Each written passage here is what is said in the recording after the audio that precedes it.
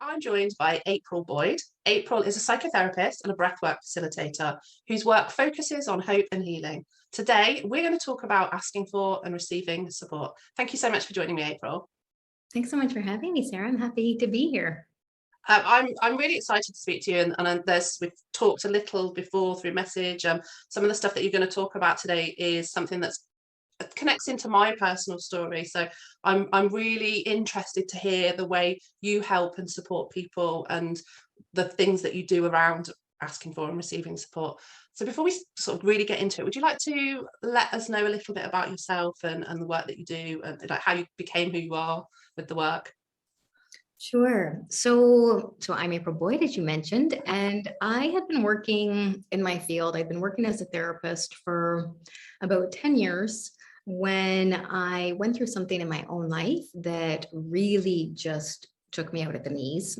And I was really forced to walk my talk and really put into practice some of the tools that I had been learning and doing with my clients. And I was taken out. So I had a normal pregnancy and a normal delivery. And my little girl passed away really suddenly and unexpectedly when she was just 1 day old. And, that's the kind of thing that really just changes your life. Yeah, absolutely. And I remember somebody saying to me, at the time, this must be probably a little bit easier for you to get through because this is the kind of work that you do. And I remember just thinking that was absolutely ludicrous because I, there in no way felt any Yeah. measure of prepared or capable of really navigating this. It was just so big. And, in so many layers through my own healing and my own experience. And then of course, coming to work with so many other people through these kinds of experiences, as well as just, other hard stuff that life throws at us. I really became aware of certain patterns in myself that I had not really identified were there. And one of those patterns was I was really functioning in a state of overgiving in a lot of my relationships. And all of a sudden I found myself in a place where I had nothing to give. I was empty. And it was really interesting and disturbing at times to notice some of those shifts and ripples in my social circle and in my community when now all of a sudden I had nothing to give other people. And I noticed that, there were certain one-way relationships that really fell apart during that period of my life. And a lot of learning on my own self of really looking at that dance of when do we give, when do we receive, when do we allow people in, when do we armor up. And it's something that I've since just become very aware of how deep that challenge of that dance runs for so many of us. Yeah. What do you think it is that makes it so difficult to receive? Well, I think there's a few factors in it, but some of the common threads that I see first and foremost is a lot of us really carry this fear that we're going to be judged, right? And there's all kinds of social conditioning that amp us up to feel that way, right? And so I don't know about you, but I certainly got the message growing up from really every source around me that it's better to give than to receive, and if you're being nice, that's being self-sacrificing.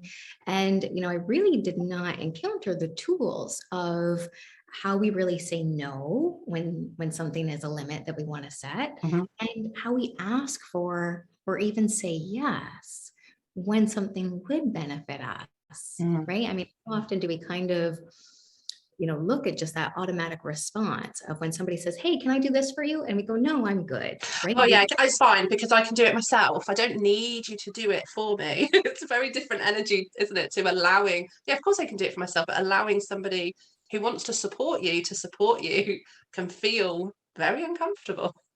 Totally, because it requires us to take off that mask, right? And so, a lot of us, without realizing it, have really internalized this belief that I shouldn't really need it anyways. And so if I say yes to this, or if I ask for this kind of support, I risk that I'm being seen as weak.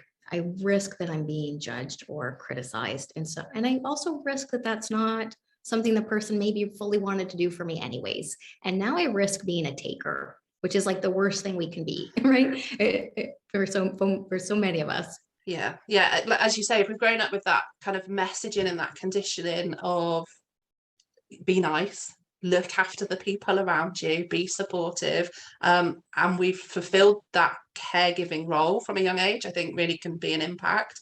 It is very difficult to be able to accept help without feeling that it is a weakness, or like in my case, it was that very much like I've worked through this, but it very much was a message that I heard a lot when I was going through my stuff is you are so strong. And that immediately, for me, what I heard is, I don't want to deal with your weakness. And that took me a long time to kind of unpick and work through. And it, like you say, it really touches into the things that we don't even know that we're carrying. Well, and I love that you're bringing up that example because I so relate. And it's something I've heard from so many women and couples as well, is that, that phrase is kind of crazy making, right? Of you're being so strong because you're like, one, what's my other option? Like how, Exactly. and two, what does that even mean? Right? Like, what does that even mean? I'm not crying as much as you thought I was. I'm not being as much as burdened as you anticipated. Like, so it becomes this funny measure, right? That, for me, I certainly became aware of kind of being under that spotlight or that bit of microscope where all of a sudden you're now that topic of, well, how's April doing? And that in and of itself requires an assessment to be made, which is a uncomfortable position to be in.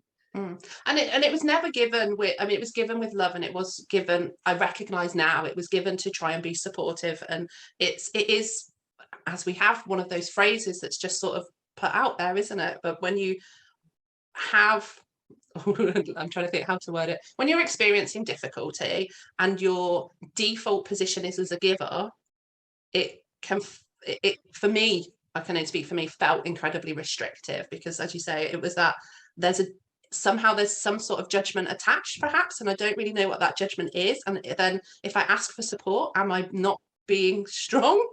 But now I feel that there is strength in that vulnerability and being able to ask for support and recognize that you need that. But like what you're talking about, it's so complex, isn't it?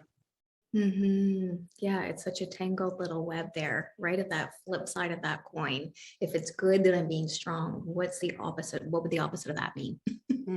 So how do you see sort of the start of kind of breaking that cycle of the overgiving and the hyper independence and that need to be strong?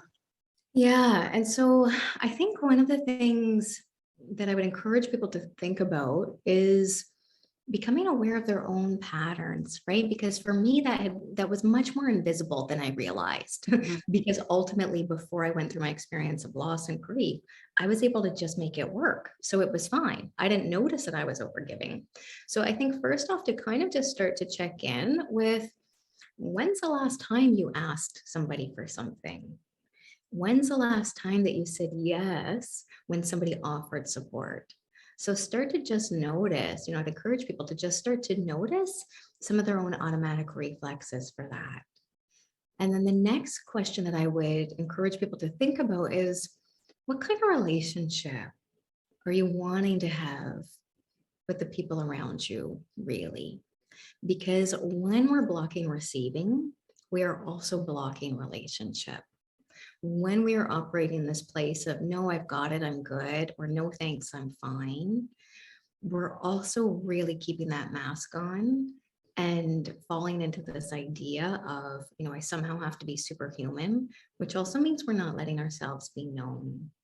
So I would encourage people to just start to look at how some of those patterns, how some of those automatic responses are playing out for them in their life.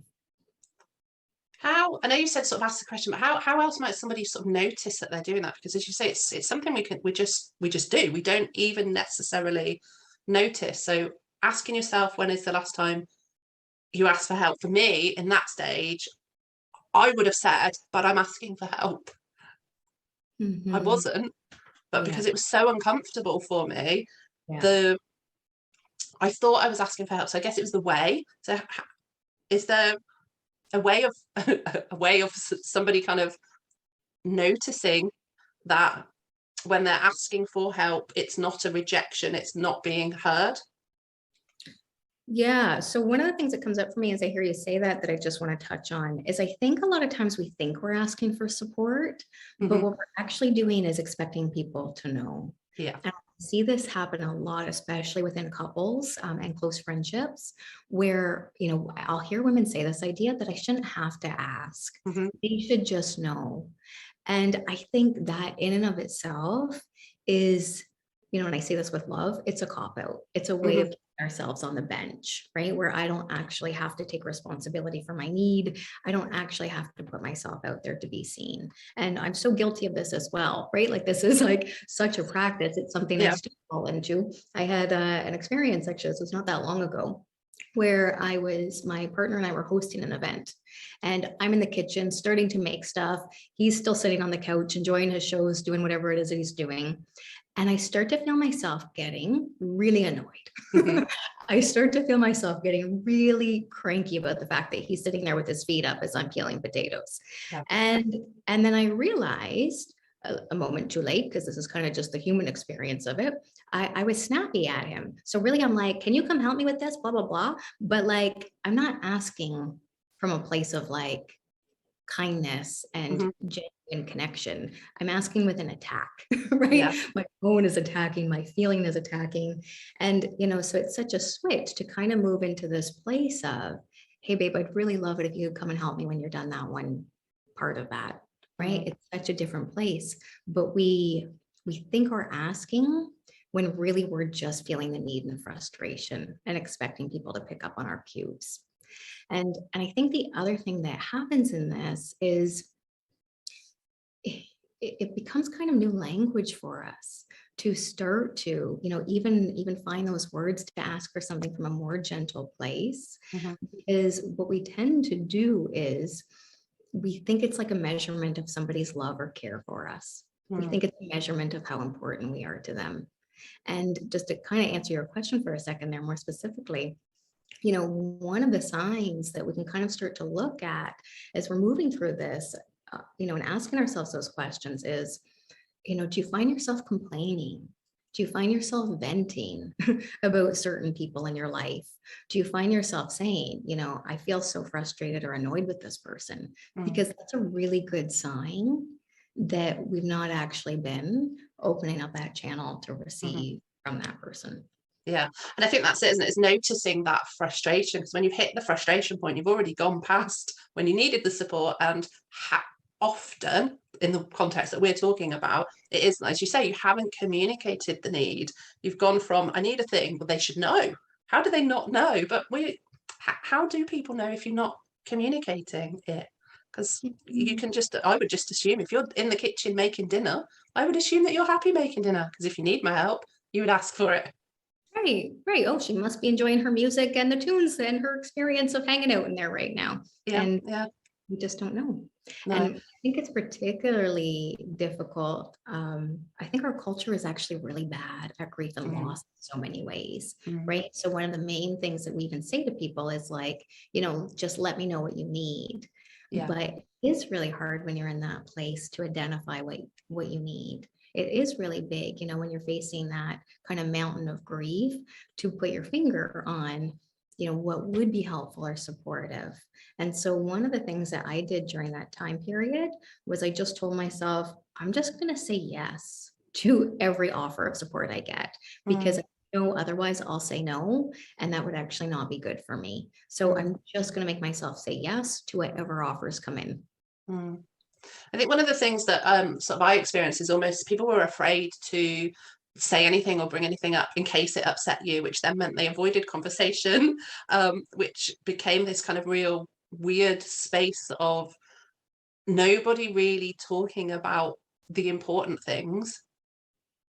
So I don't know if you've got any suggestions or techniques that you could suggest for people to help them navigate through that space.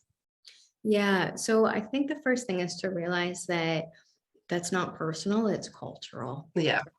And so, when people are kind of hanging back from you and leaving you in some of that silence and that unspoken space, it can feel so lonely and so painful. And so I think we need to give ourselves permission to sometimes be the educator with the people around us. Because especially when we're talking about things like baby loss and miscarriage and all of that, we truly are the trailblazers in this generation, right? My mother's generation, the kindest thing you could do for somebody was say nothing at all. Now we're opening up these spaces where we recognize it's healing and we recognize it's necessary, but we haven't quite caught up with how do we offer that to each other. Yeah.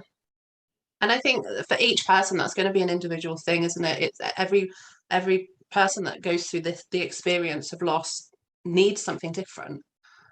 So if you're not being open to the conversation, you can't know what somebody needs. So as you say, like when we go, oh, just let me know what you need, it's like, well, I really don't know what I need, because there's so much raw emotion being carried around, and just trying to function through day-to-day life and do what needs to be done, you know, in the beginning moments of it all. It's like telling you what I need is another thing that I have to think about, and I don't know that I have the capacity to think. Totally, totally. And so, you know, that realm of grief and loss is just a whole other level, right? Because it takes a certain amount of energy to even put that out there that we just don't always have every day.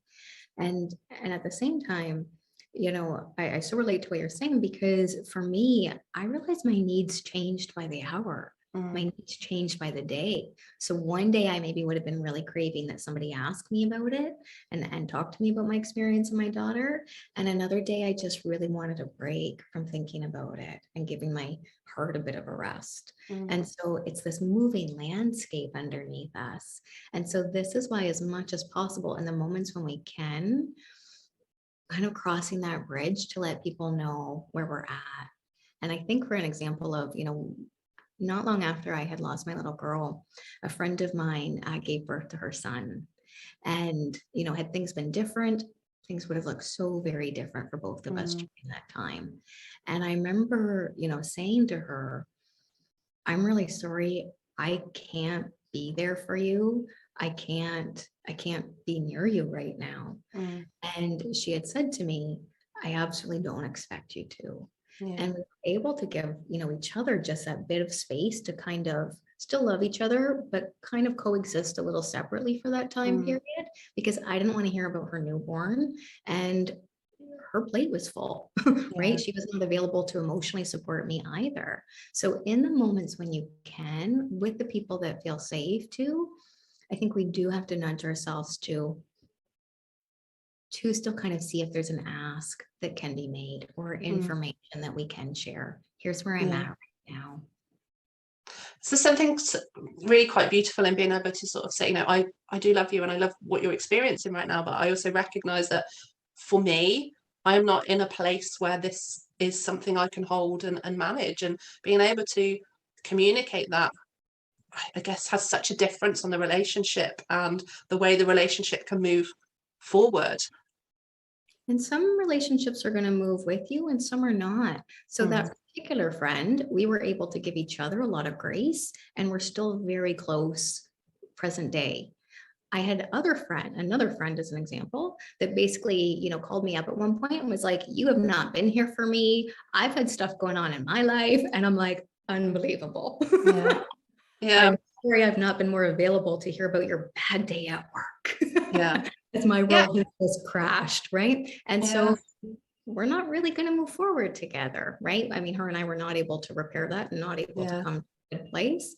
And that's kind of just the nature again for me, was looking at, oh, I'd actually been overgiving in that relationship. Yeah.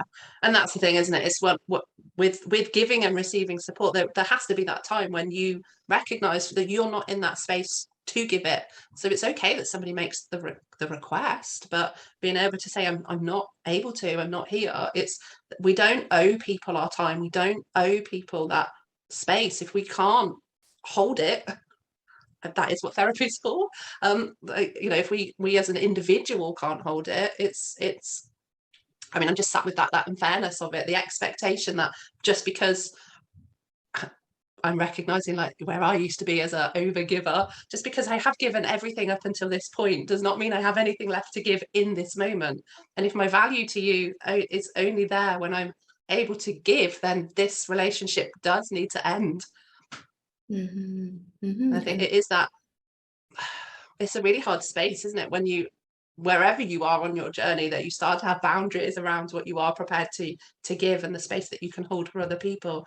It is interesting how relationships shift and change. And for me, my personal experience has been, it's even though there can be difficulties that I've gone through, at the end of it, it's a much more positive space for me to be in. And ultimately, as we're going through the human experience, we need to be experiencing what is okay for us, I think. well, and it forces us to raise our standards of the kind of relationships that we're inviting into our lives. Mm. And so, for me, during my time of grief, there was people I would have swore would have been there for me. And really, instead, I watched the back of their head get smaller and smaller as they vanished Mm. over the horizon, right? And at the same time, there was people, because I kind of allowed myself to receive, even when that wasn't comfortable for me, that became, these people that are now so important to me. And it's hard stuff because it also means that we go through more loss. Yeah. It means that we let people kind of drift away from us. But I would argue, for me, at least in my case, those were people that weren't good for me, Mm. actually. Yeah. And that's it. And it doesn't mean that they're not good people. It's just they're not the right people to be in your circle. That's how I look at it. That there's people that have been right for a period of time, and our relationships have drifted and ended because that's the right time. It's the right time for things to end. But when you are going through loss and difficulty, it more loss feels hard. Oh, and it is, right? Because it just feels so wrong, right? Here's a moment when you should be here for me. This would seem so obvious that it's my turn, Mm. right? That it's my turn for my needs to come first. And yeah, there's some people that can, for me, were able to offer that space and offer that grace to me. And there were some people that can't. And so, as I look at my own growth through that, the standard for me in my life is now much more reciprocal. Mm. So those relationships were not able to grow as I evolved and changed Mm. too. Oh, I feel like we kind of get into sort of the end, and it's like I just had that real sort of, I wanted to just lift the energy up a little bit, but I also want to touch in on some of the stuff that you do. So I'm going to stay with where we're at and hope that the listeners stay with us as well, because I would love for you to share, if you're happy to, a little bit about the Love Loss Project and what that is and how people can connect in with it.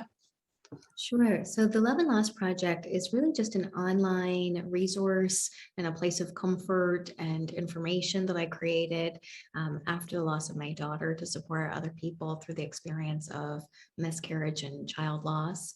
And so that is lovelossproject.com. There's lots of free tools and resources there. And I'm also, you can also connect with me if any of this, is really hitting home for people and they're having, thoughts or questions or just anything that they want to share. Really, people are invited to just DM me. I'm on Instagram. I love hearing, just any thoughts that this is bringing up for people, because as you said, I know it can be heavy stuff Yeah. and it can be hard to find places where it's safe to just put some of that out there. So I'm on Instagram at With Love April. Thank you.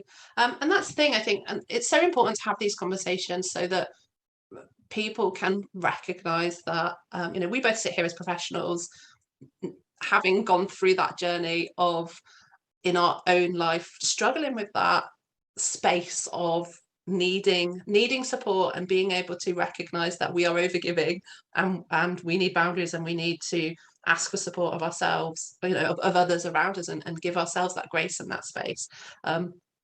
So even with all the training in our, or in, it's different, isn't it? When you live it, it's different. So it's okay to reach out to the spaces that are there for you. If you can't connect in with the people that are around you for whatever reason, there are spaces, there are places, there are people that will understand your experience from a theoretical perspective and be able to support you through and through. You may even not know that, but they've gone through the personal experience as well. So it is important, I think, to be able to hold this space and say, yes, it does feel heavy, but there are people that can hold that with you, and it is absolutely like okay if you notice that you need that to reach out. So Mhm. thank you for coming and speaking with me and sharing this space with me today. We are getting towards the end of things, so I would love if there's anything you'd like to leave people that are listening with what would you like to share with them? So I would just like to say thank you for being a part of this conversation with us today. And because I know it's a hard conversation to have and to listen into in a way. And I would just really like to remind people to just remind themselves as they're moving through, any of this that's hitting home for them. As you mentioned, it is big stuff, right? So even, for those of us that live and breathe this kind of work, there's times when it is just bigger than we are. And so if you're struggling with things, it doesn't mean that you're not handling it well or you're not coping with it in the right ways. It just means this is really big stuff. Mm. And as Sarah mentioned, absolutely reach out, get yourself connected. I'm always happy to share other resources as well that I know of. So yeah, make sure you're not moving through this alone because it can be such a lonely place. And that's it, you don't need to be alone with it. There are people that can understand and can support and be the place that you need. Thank you so much for coming and speaking with me, April. All of your links will be in the show notes and will be available on the website as well. So thank you so much for coming and speaking with me today. Thank you so much for having me. It's been so nice chatting with you. Thank you. And thank you for listening. I'll be back next Wednesday with a new guest. And until then, stay curious and be kind to yourself.